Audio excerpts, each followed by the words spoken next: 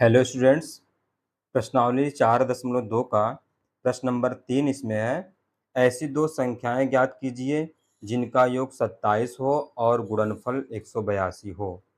दो संख्याएं इसमें ज्ञात करनी है और कह रहा दोनों संख्याओं का योग कितना है, 27 है, और इनको गुणा करने पर यानी गुणनफल इनका कितना है, 182 है।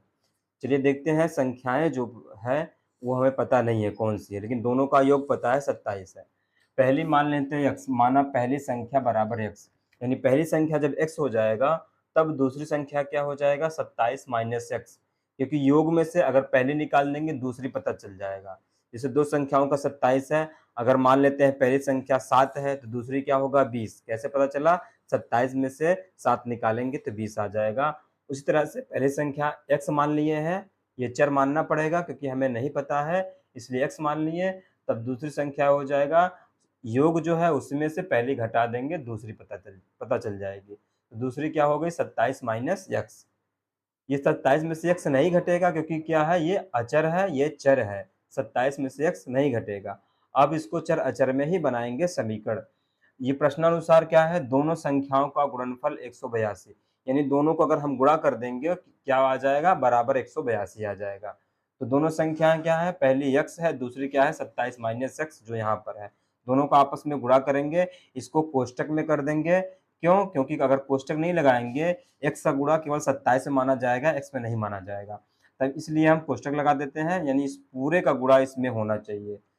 तो कोष्टक का मतलब इस पूरे अंदर गुणा होगा। x का 27 में गुणा करेंगे 27x, x का माइनस x में गुणा करेंगे तो माइनस एक्स स्क्वायर हो जाएगा।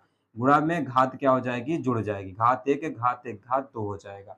और 182 क्या किधर है, उधर है, यानी ये है दाएं पक्ष में। जब बाएं पक्ष में आएगा ये प्लस 182, इधर आके माइनस 182 हो जाएगा और बराबर इधर क्या बचेगा, 0 बच जाएगा। आगे फिर देखिए, यहाँ पर माइनस एक्स स्क्वायर है, ये द्विघात समीकरण बनेगा। ये जो माइनस में है इसको प्लस करना होगा, यानी प्लस करने के लिए इसको उधर ले जाएंगे, या कहेंगे सब में हम माइनस का गुणा कर देंगे। अगर सब में माइनस में गुणा करेंगे, इसमें माइनस से गुणा करेंगे तो प्लस एक्स स्क्वायर हो जाएगा, इसमें माइनस से गुणा करेंगे माइनस 27 एक्स हो जाएगा, इसमें माइनस से गुणा करेंगे प्लस 182 हो जाएगा। यह कहते हैं हम सबको उधर ले जाएंगे। जब उधर ले जाएंगे तो ये प्लस हो जाएगा, ये माइनस हो जाएगा, ये प्लस हो जाएगा, और क्या बचेगा, इधर 0 इधर कर देंगे, ठीक है ना। अब देखिए ये द्विघात समीकरण का रूप हो गया। अब इसको कैसे हल करेंगे, समीकरण बना करके, इसको गुणनखंड बना करके 182 का गुणनखंड करेंगे, ताकि गुणा करने पर 182 आए, लेकिन जोड़ने पर क्या आना चाहिए, माइनस 27 आना चाहिए।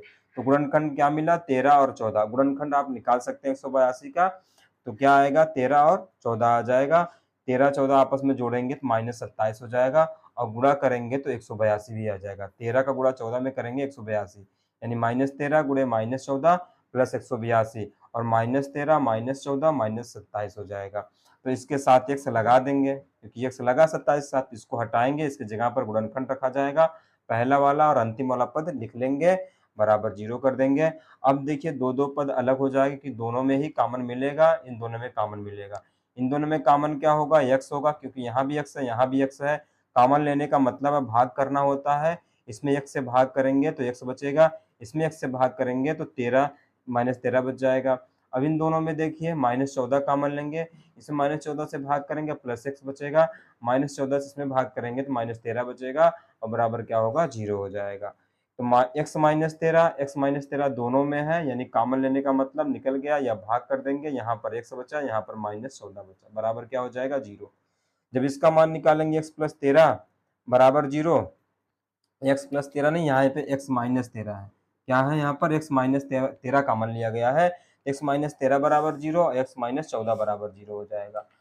अब देखिए जब इसके बराबर 0, इसके बराबर 0, यहाँ से x का मान कितना, 13, 13 जाएगा उधर क्या होगा, प्लस हो जाएगा, ये 14 उधर जाएगा तो क्या होगा, प्लस हो जाएगा, यानी x का मान 13, x का मान 14।